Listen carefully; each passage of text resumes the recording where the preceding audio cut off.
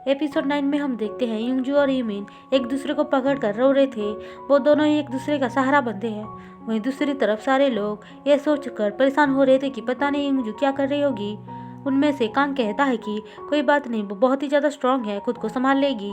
फिर फ्यूनरल खत्म होने के बाद चाओ बैंक को छोड़ने के लिए घर आता है, जहाँ पे वो अंदर जाती है और चाओ बाहर बैठकर सोच रहा होता है कि पता नहीं वो क्या करेगा।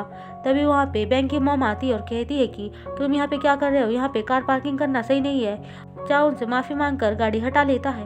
अब कुछ दिनों के बाद का सीन दिखाया जाता है, जहाँ पे युंगजू अपनी ग्रैंड माँ के बारे में सोच कर रो रही थी। तभी वहाँ पे यूमिन आता है। फिर वो अपने साथ उसे विलेज में लेकर आता है, जहाँ पे सारे लोग उसका वेट कर रहे थे।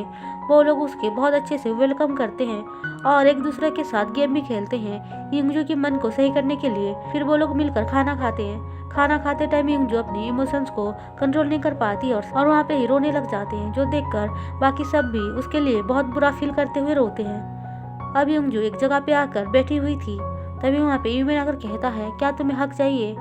जो सुनकर युंगजू बहुत ही ज़्यादा अनकंफर्टेबल फील करके बोलती है, मुझे नहीं चाहिए, तुम ये सब क्या बोल रहे हो? यूमिन कहता है, तुम इतना परेशान क्यों हो रहे हो? अगर तुम्हें चाहिए तो सीधे बोल दो ना। तभी दोनों लेडीज बाहर आकर कहती हैं कि यूमिन की बात मान लो, कोई भी तुम्हें नहीं देख रहा है। उनको ऐसा बोलता हुआ देख युंगजू वहाँ से शर्मा के बाहर चली जाती है। दोनों लेडीज यूमिन से कहते हैं, तुम कब तक उसका वेट करोगे, तुम सीधे जाकर उसको बोल दो। यूमिन कहता है, कोई बात नहीं, मैं वेट कर लूँगा। वहीं दूसरी तरफ युंगजू ये सोचकर परेशान हो रही थी कि मुझे तो हक चाहिए था, तो मैंने हाँ क्यों नहीं बोला। हाँ बोलना कितना मुश्किल है।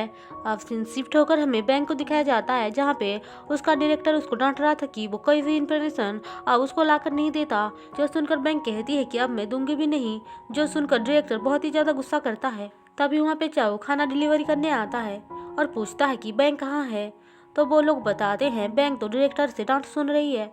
जो सुनकर वो सीधे बैंक के पास आता है और बाहर खड़ा होकर सुन रहा था। बैंक डांट सुनने के बाद बाहर आती है तो देखती है चाओ वहाँ पे है। जो देखकर वो पूछती है, तुम कब से यहाँ पे हो और क्या तुमने सब कुछ सुन लिया? चाओ कहता है, हाँ सुना तो मैं।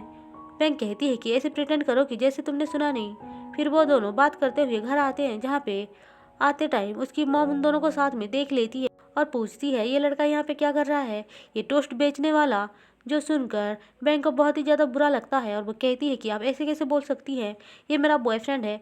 उसकी मॉम ये सुनकर बहुत डांटती है और कहती है कि तुम एक टोस्ट बेचने वाले को कैसे बॉयफ्रेंड बना सकती हो, अगर किसी ने देख लिया तो हमारी इज्जत चली जाएगी। ऐसा बोलकर वो उसको खूब सुनाती है, लेकिन बैंक भी चुप नहीं रहती है और वो चाओ का साइड लेते हुए अपनी मॉम से लड़ाई करके बोलती है कि देखो चाओ एक अच्छा लड़का है, अगर आपको पसंद नहीं है तो मैं क्या कर सकती हूँ। फिर वो बाहर चली आती है और बहुत ही ज़्यादा रोती है। जहाँ पे चाओ उसको समझाने की ट्राई करता है तो बैंक कहती है कि मेरे फैमिली के लिए तुम बहुत ही ज़्यादा अच्छा लड़का हो, वो लोग डिजर्व नहीं करते हैं तुम्हारे जैसे लड़के को। हम दोनों का अलग हो जाना सही होगा, हमारी शादी कभी नहीं हो सकती है। अब सीन शिफ्ट होकर हमें युंगजू और दोनों लेडीज को दिखाया जाता है, जहाँ पे ये लोग बातें कर रहे थे। तभी युंगजू उनसे कहती है कि आप लोग मेरे अपने ही है, क्या मैं आप दोनों को आंटी बुला सकती हूँ? वो दोनों ये सुनकर खुश होते हुए बोलती हैं कि हम तो कब से वेट कर रहे थे कि तुम कब ये बोलोगी।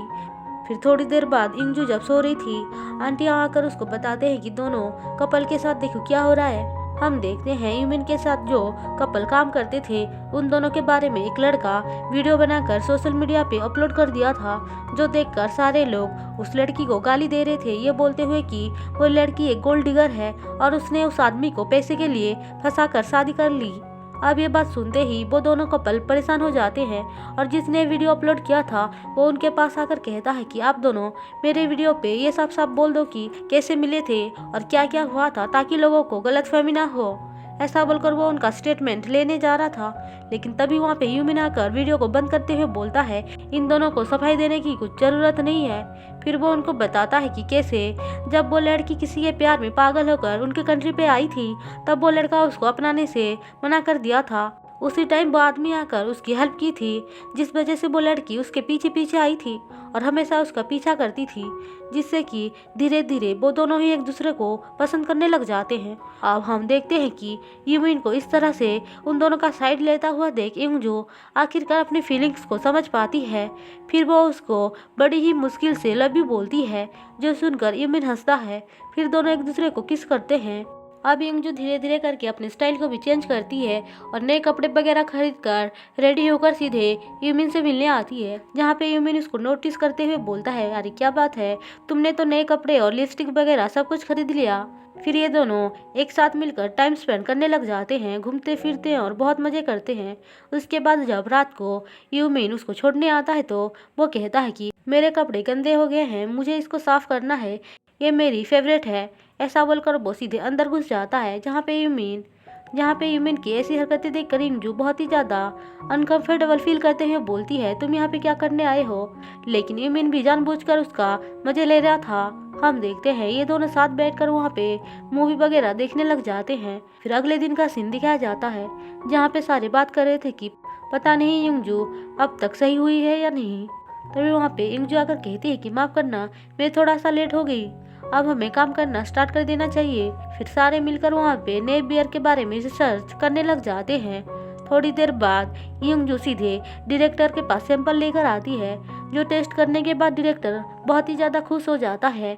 फिर ये लोग कंपनी में बियर को देने के लिए आते हैं, जहाँ पे सारे अच्छे से ड्रेसअप होकर अपने बियर के सैंपल को लेकर आते हैं।